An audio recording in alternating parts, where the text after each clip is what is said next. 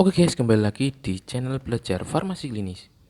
Kali ini kita akan belajar tentang sifat antibiotik atau aktivitas antibiotik.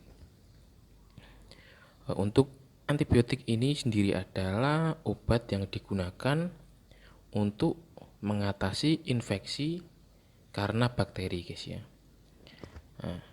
Sifat atau aktivitasnya itu dibagi menjadi dua, yaitu bakteriostatik dan bakterisidal. Kita lihat pengertiannya untuk bakteriostatik. Jadi antibiotik ini bekerja dengan cara menghambat proliferasi bakteri. Bedanya dengan bakterisidal, itu antibiotiknya bekerja dengan cara membunuh bakteri. Jadi sifat atau aktivitasnya itu antibiotik ini dibagi menjadi dua guys ya. Menghambat proliferasi bakteri, kemudian membunuh bakteri. Bisa dilihat pada gambar. Untuk antibiotik yang bersifat bakteriostatik itu contohnya chloramphenicol, erythromycin, clindamycin, sulfonamid, trimethoprim, tetracycline. Kalau contohnya yang bakterisidal itu aminoglycosid, beta-lactam, vancomycin, quinolone, rifampicin, dan metronidazole. Kemudian pada kondisi imunokompromis atau infeksi di lokasi yang terlindung, misalnya pada cairan cerebrospinal, maka antibiotik bakterisid harus digunakan. Jadi pemilihannya itu juga harus melihat infeksi yang terjadi guys ya. Misalnya di saluran kemih ya, itu langsung menggunakan aktivitas antibiotik yang bakterisid. Jadi membunuh bakterinya di saluran kemih tersebut ya. Langsung contohnya menggunakan metronidazole. Kemudian untuk penggunaan antibiotik yang bijak ini harus sesuai dengan indikasi yang ketat guys ya. Dengan dosis yang adekuat, masuknya itu enggak underdose, harus sesuai dengan dosisnya itu guys ya. Kemudian interval dan lama pemberian yang ketat harus sesuai. Misal menggunakan antibiotik ini interval waktunya itu 5-7 hari. Enggak, jangan 3 hari sudah stop. Enggak, harus sesuai guys ya, agar terapinya itu tercapai. Bagaimana untuk terapi empiris ya? Untuk terapi empiris sendiri ini penggunaan antibiotik pada kasus infeksi yang belum diketahui jenis bakteri penyebabnya guys ya. Jadi tujuannya ini kan menghambat pertumbuhan bakteri.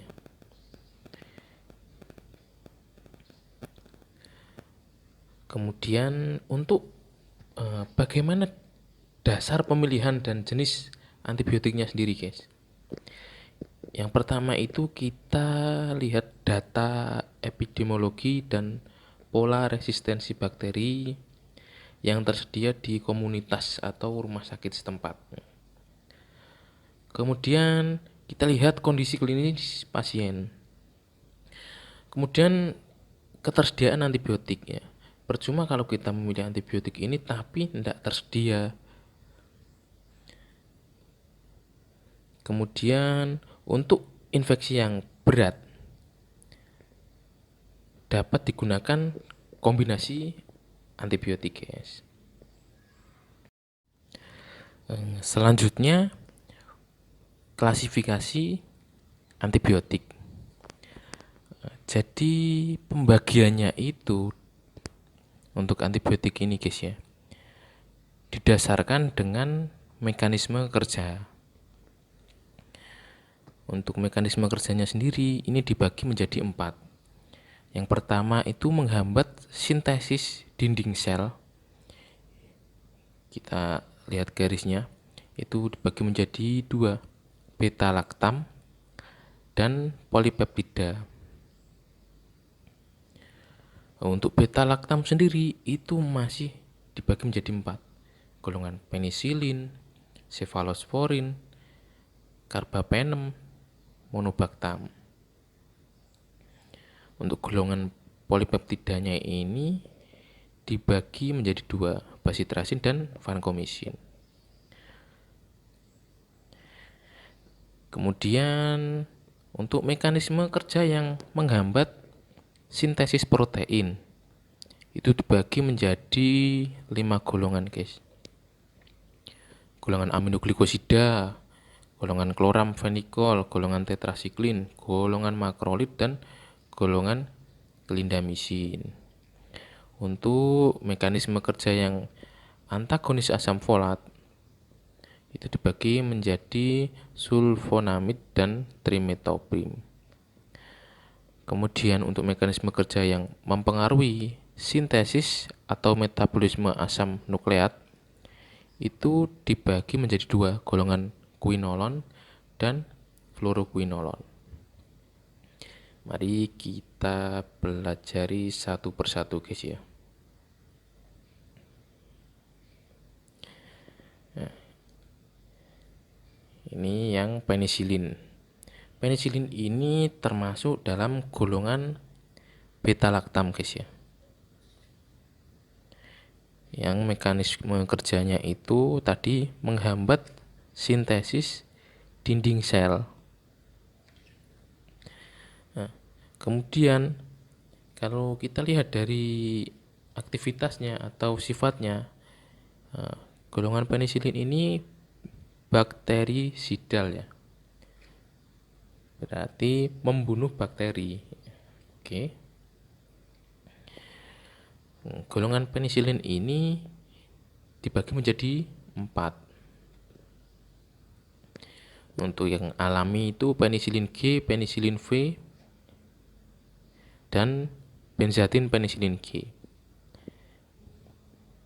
Kemudian resisten terhadap penisilinase itu metsilin, kloxasilin, dikloxasilin, naflin, oksasilin. Kemudian yang ketiga amino penisilin. Jadi obatnya ini tidak asing ya guys ya, amoxilin dan ampicillin ini memiliki spektrum luas, gram positif dan juga beberapa bakteri gram negatif. Untuk yang resistensi seperti oksasilin, nafsilin itu dia hanya lebih ke bakteri gram positif. Kemudian untuk yang spektrum diperluas, ini keterangannya efektif melawan Pseudomonas dan Proteus yang resisten ampicillin. Itu contohnya acetylsilin, carbenicillin, mesilocillin, piperacillin, dan ticarcillin. Untuk obat ini sendiri yang lebih familiar di kita ya guys, ampicillin dan amoxicillin. Kita lanjutkan ke golongan cefalosporin. Golongan cefalosporin ini dibagi menjadi 4 generasi. Generasi pertama itu efektif melawan bakteri gram positif dan beberapa gram negatif, sensitif terhadap beta laktamase. Contohnya generasi 1 ini bisa dilihat di gambar, cefadroxil, cefalexin, cefadin, cefazolin. Kemudian untuk yang generasi kedua lebih efektif melawan bakteri gram negatif. Kalau generasi pertama itu kan lebih ke gram positif, gram kedua ini lebih efektif untuk gram negatif. Contohnya ya guys, cefoxitin, cefotetan, cefuroxim, cefamandol. Kemudian untuk yang generasi ketiga ini paling efektif melawan bakteri gram negatif, tapi kurang efektif terhadap bakteri gram positif dibandingkan generasi 1 dan 2. Contohnya cefotaxim, ceftadizim, ceftriaxone, cefoperazone, cefixim, cefditoren.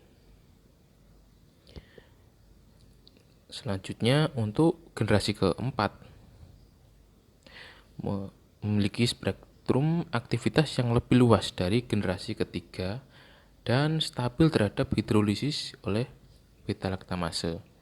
Contohnya ini ada dua, cefepim dan cefpirom.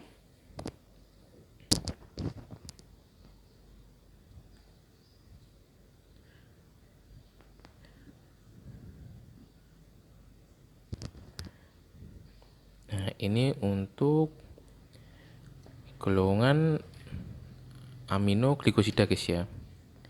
Aminoglikosida ini juga memiliki aktivitas seperti beta-laktam guys. Dia bersifat bakterisid ya, membunuh bakteri.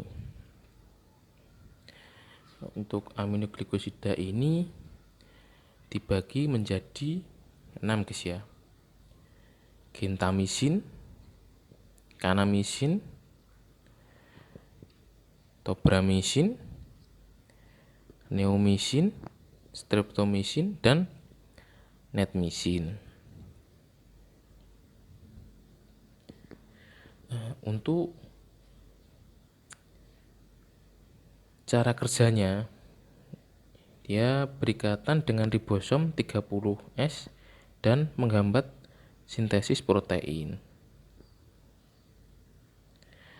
Kemudian semua aminoglikosida ini bersifat bakterisid dan terutama aktif terhadap kuman bakteri basil gram negatif yang aerob.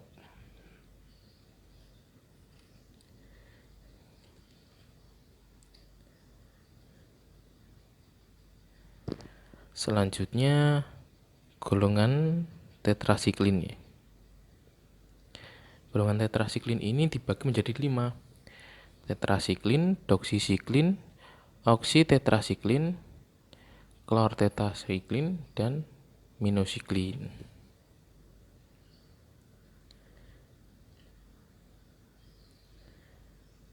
Nah, untuk tetrasiklin ini termasuk antibiotik yang bersifat bakteriostatik guys ya, menghambat pertumbuhan bakteri guys ya.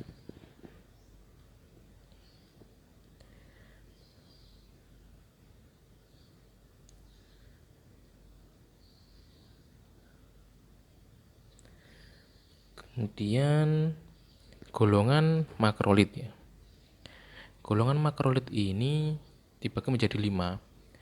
Eritromisin, azitromisin, spiramisin, klaritromisin, dan roksitromisin.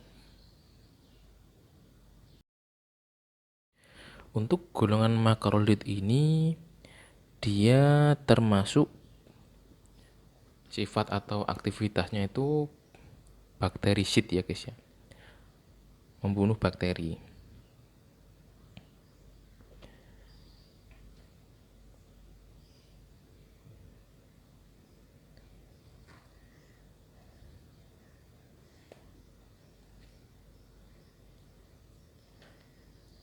Selanjutnya golongan sulfonamid.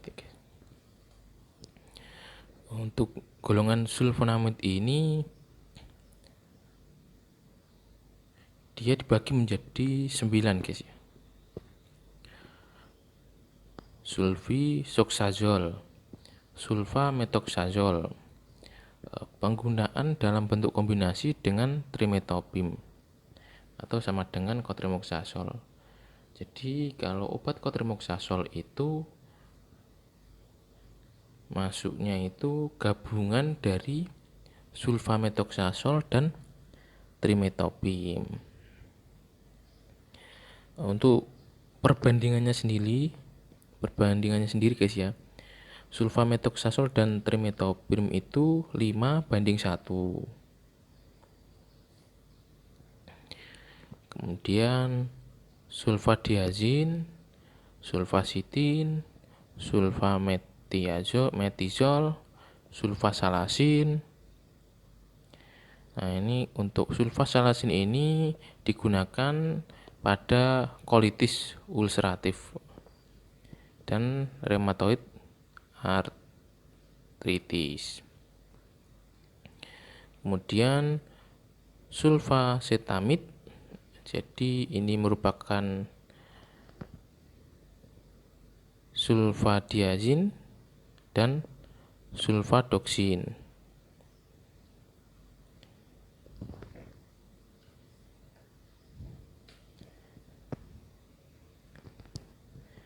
Selanjutnya adalah golongan quinolon ya, atau fluoroquinolon ya guys ya.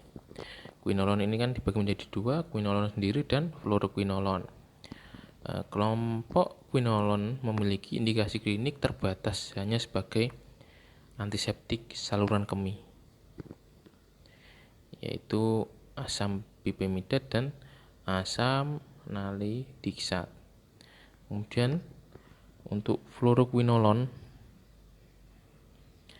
itu dibagi menjadi 6, ciprofloxacin, ofloxacin, pefloxacin, nerfloxacin, levofloxacin, dan moxifloxacin.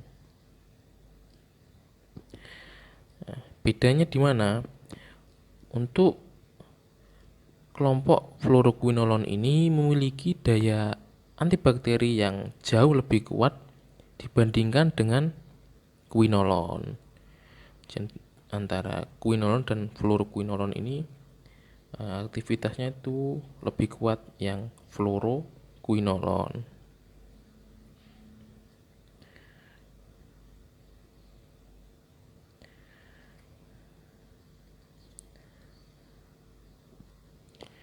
Baik, selesai sudah perjumpaan kita kali ini. Kita ketemu di video berikutnya. Salam belajar farmasi klinis. Semangat belajar.